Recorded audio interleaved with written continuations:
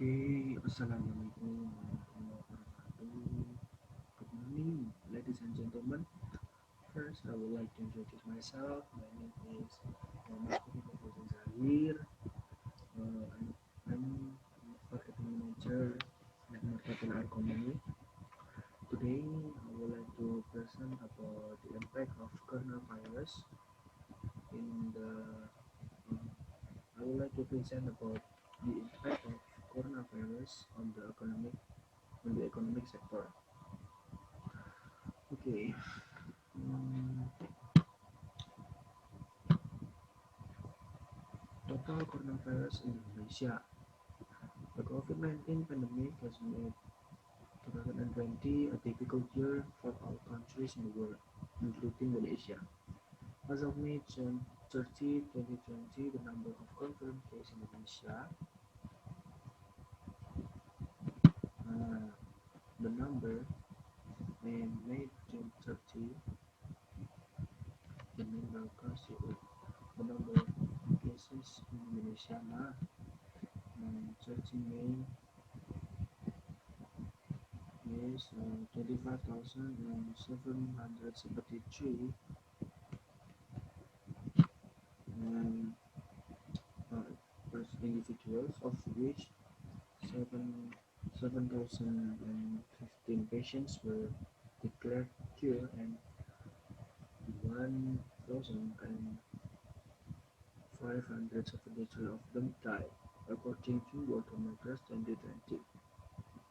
Unfortunately, the daily test capacity in Indonesia as of 25 May 2020 still tends to be small, namely uh, 0.02 people per 1,000 population. The test capacities are still far behind those of neighboring countries, namely Malaysia and Singapore, which reach 0.27 and 0.68 people per 1,000 population, according to our world in data 2020. As a result, data on the number of reported cases is likely to be lower than what actually happened in the field.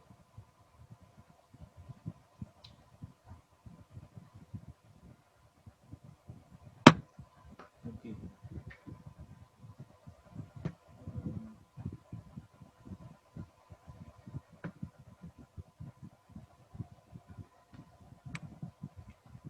Okay. The graph of comparison of average case growth rates is in each province before and after the decades after PSBB in percent. Okay. The dark blue is before PSBB and the light blue is after PSBB. The dark blue in the dark blue province Jakarta, Jakarta, Jakarta, the dark blue, before PSBB, before PSBB, the histogram reached to 12%, and after PSBB, DKI Jakarta decreased to 5%. Uh, Provinsi Papua before PSBB 17%, and after PSBB is 9% decrease.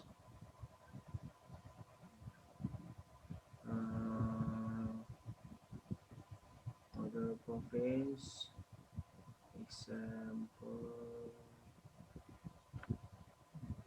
Jawa Timur, East Java before PSBB is 17% and 17%, and after PSBB is decreased to 7%. Yeah.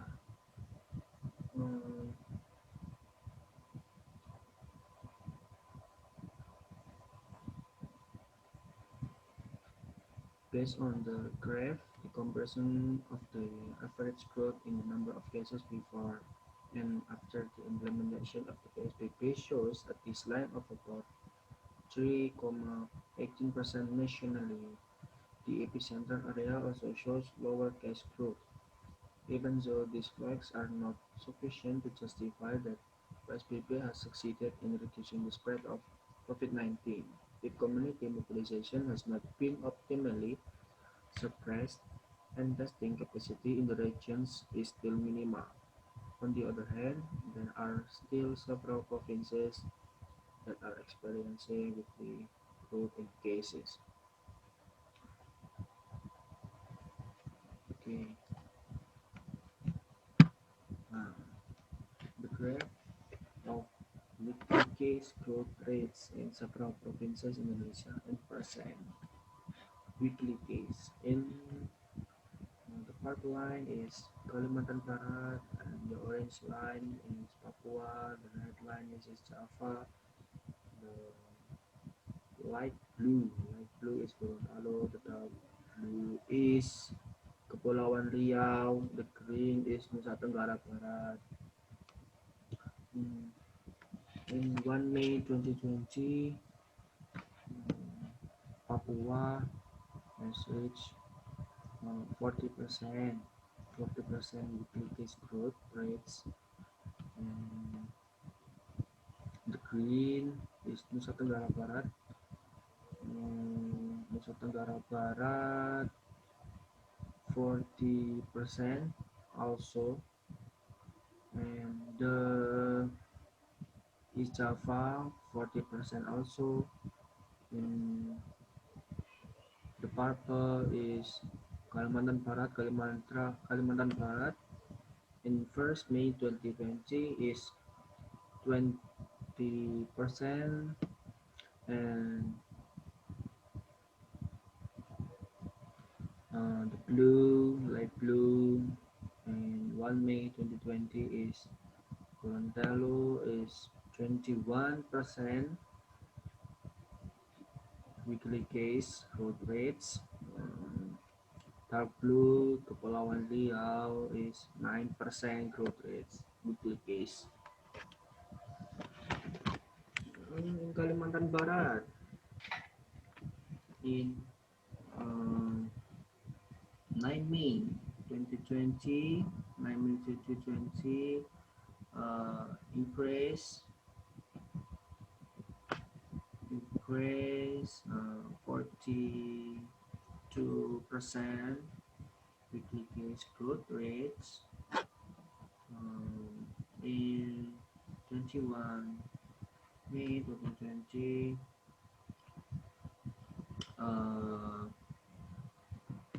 Kalimantan Barat decreases weekly case uh, to decrease,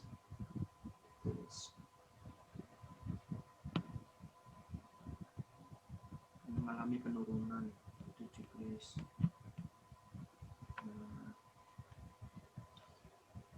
Therefore, local governments need to increase awareness and ensure that available health facilities are adequate. Local governments should focus on the regional revenue and expenditure budget, or APBD, for the purposes of preventing and handling COVID-19, such as increasing desk capacity, ensuring the availability of personal protective equipment for medical personnel, ensuring adequate number of rooms for inpatient care, ensuring that the community applies social distancing, and guarding the entrances to the area from arriving travelers.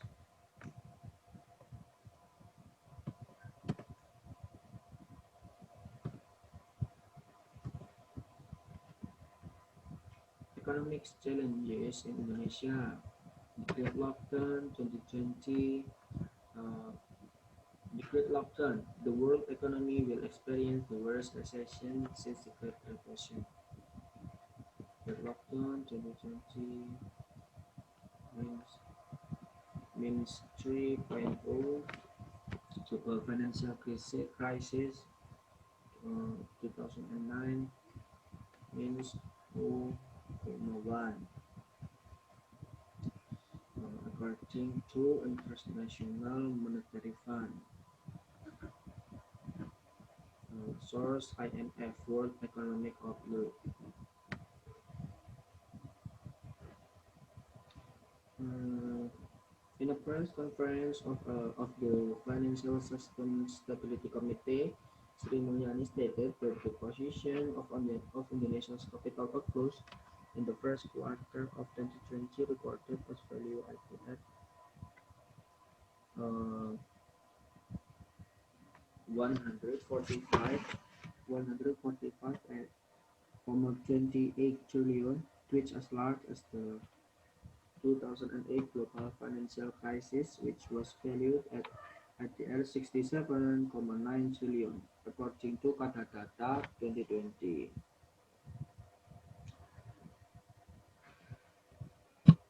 Okay, the graph GCI or Jakarta Composite Index movement chart for January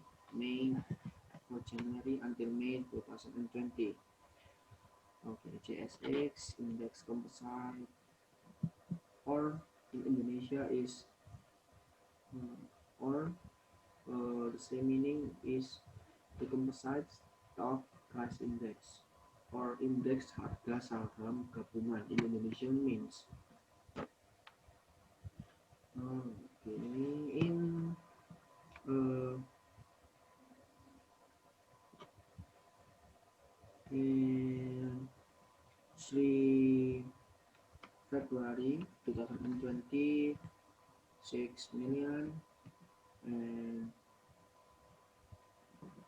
in 25 24 March 24 March of 2020 the CI fell to its lowest position, namely 3,900,000 937,632 and 632. The 100 PPS cut in the Fed's benchmark interest rate on March 15, 2020 seems to have put pressure on the CCI. According to Baker at AL 2020, no previous infectious disease outbreak has had a severe impact on the stock market as strong as the COVID-19 pandemic, because the pandemic has serious implications for public health and the current information dissemination is very fast.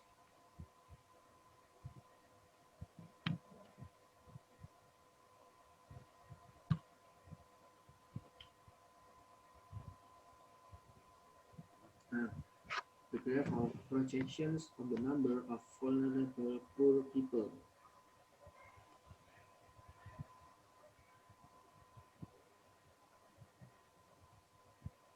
Look to the work from home and social distancing caused various business sectors to experience setbacks, some of which were even forced to terminate their employment, or Indonesia is pemutusan hubungan kerja atau PHK. According to data from the Ministry of Manpower as of 1 May 2020, the COVID-19 pandemic caused 1 1,032,960 formal sector workers to be laid off. 13 and 165 formal sector workers who were laid off, and 13 1400,000 300 and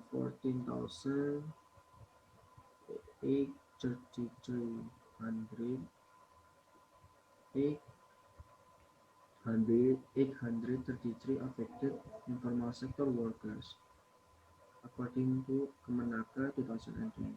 In addition, the Center of Reform on Economics Indonesia predicts that the number of unemployed people in Indonesia due to COVID-19 in the second quarter of 2020 will increase to 9.35 million people for the toughest scenario prepared. This will further widen the number of people belonging to the vulnerable to poor class. According to this graph, the pandemic is estimated to have caused an increase in the number of poor people to reach 160 million, 9.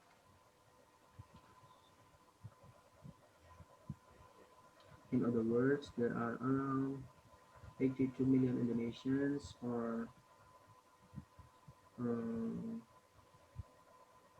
or the equivalent of 30% of the total Indonesian population who are vulnerable to poverty. Indonesia's economic growth is estimated to only grow around 2.1% and can even slow down to -3.5%, according to World Bank 2020. This provides a signal for the government to immediately take appropriate rescue steps for heavily affected sectors as well as for people experiencing economic difficulties due to COVID-19.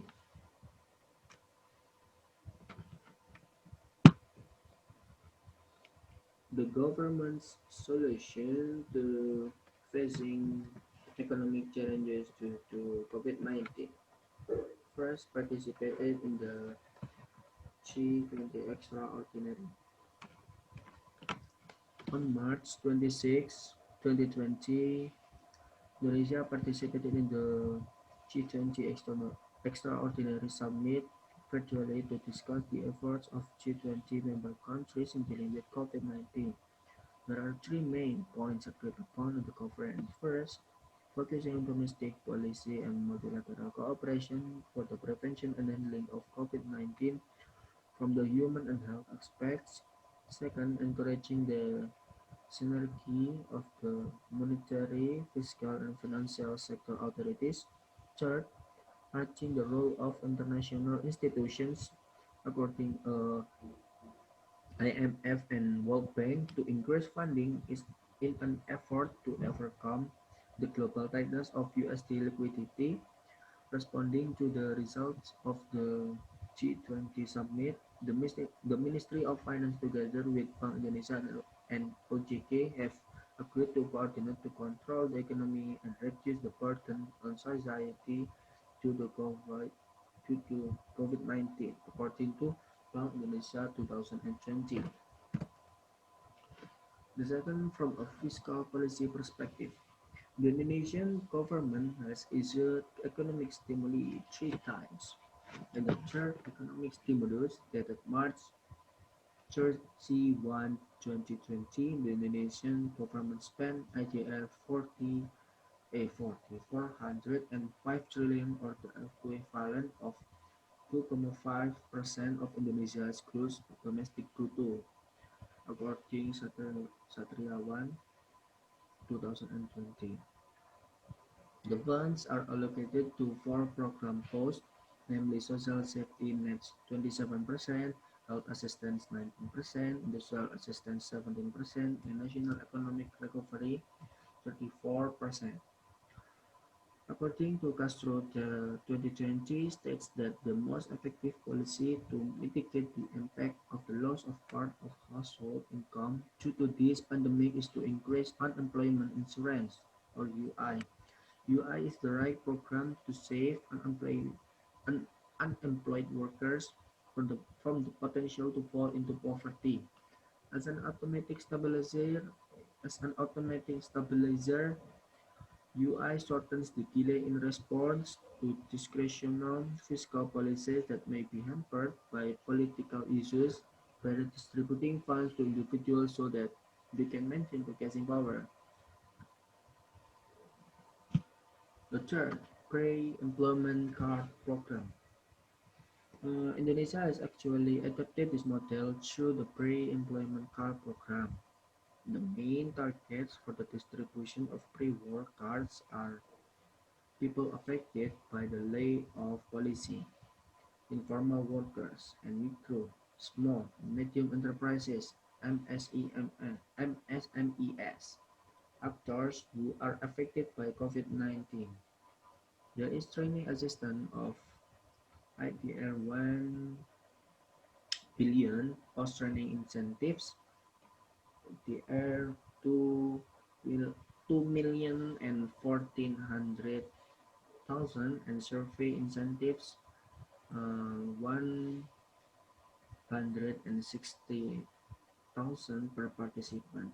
Now the incentive portion has been increased beyond the nominal amount given to carry out the training.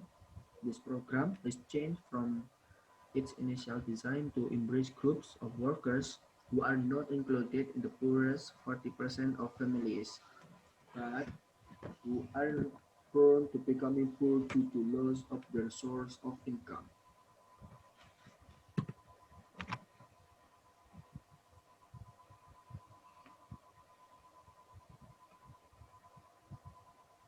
Sorry guys, um, the camera, my camera is bad.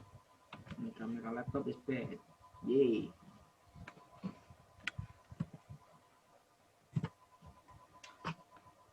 In terms of monetary policy, Bank Indonesia has also made various efforts to mitigate the impact of COVID-19. To ensure that the rupiah remains stable, Bank Indonesia claims to continue to intervene in the market both on the spot (TNDF) and the purchases of SPN from the secondary market (Bank Indonesia 2020). In addition, Bank Indonesia, through the Board of Governors meeting on 13 until 14 April 2020, decided to implement a quantitative easing policy, one of which was to lower the statutory reserve requirement. Bank Indonesia has injected nearly 1,300 trillion into banks since early 2020. These various stimuli by Bank Indonesia seem to provide some certainty for market players regarding the picture of Indonesia's future economic projection. Thus, it is hoped that pressures on the financial market, capital market, and the real sector will be more under control. IMF Managing Director Kristalina Georgieva welcomed to the fiscal and monetary steps being taken by several countries. Uh, However, the role of fiscal policy will be greater in controlling the, the economic impact of this pandemic, according to World Economic Forum 2020. Forum 2020 argues that the Great Recessions the Great Recession provides a lesson that fiscal policy can be very effective at stimulating aggregate demand when the Fed cannot cope with tight monetary policy. A targeted fiscal stimulus, for example, unemployment insurance or food assistance, is effective at encouraging investment, reducing income losses, and encouraging public consumption so that it can stimulate economic growth despite widening the financial deficit. Nonetheless, monetary policy is necessary to maintain stability and inflation, the rupiah exchange rate, and the dynamics of financial markets. Unfortunately, the various policies above will be less effective if the public health crisis is not resolved immediately. There is a possibility that the second wave of outbreaks will spread as Indonesia begins to reopen its economy by introducing the new normal era. This era provided fresh air for various sectors of the economy, especially transportation and tourism, which were hit hard during this pandemic. Several types of businesses, such as logistics, health, and online entertainment and education services are predicted to grow rapidly in this new area. New era. However, this era presents a big challenge for Indonesia because the capacity for health facilities and medical personnel is still minimal. In addition, if strict health protocols and social distancing are ignored by the community, the number of cases will certainly grow faster and be more difficult to control. Okay, um, from my presentation, is there any question? Sorry, sorry, ma'am. My uh, my camera laptop is burik. Astagfirullah. Is bad. Uh, so, is there any question?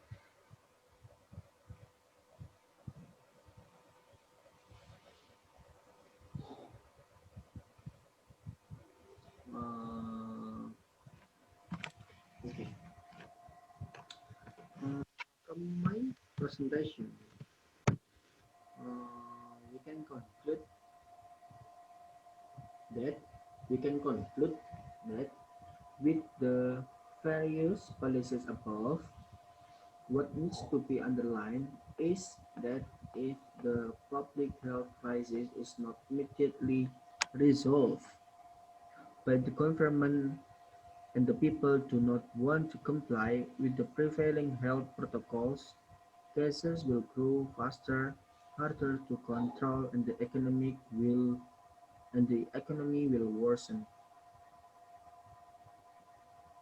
Okay, that's all from my presentation. Thanks for your attention. If there is mistakes, forgive me. Okay, see you. Wassalamualaikum warahmatullahi wabarakatuh.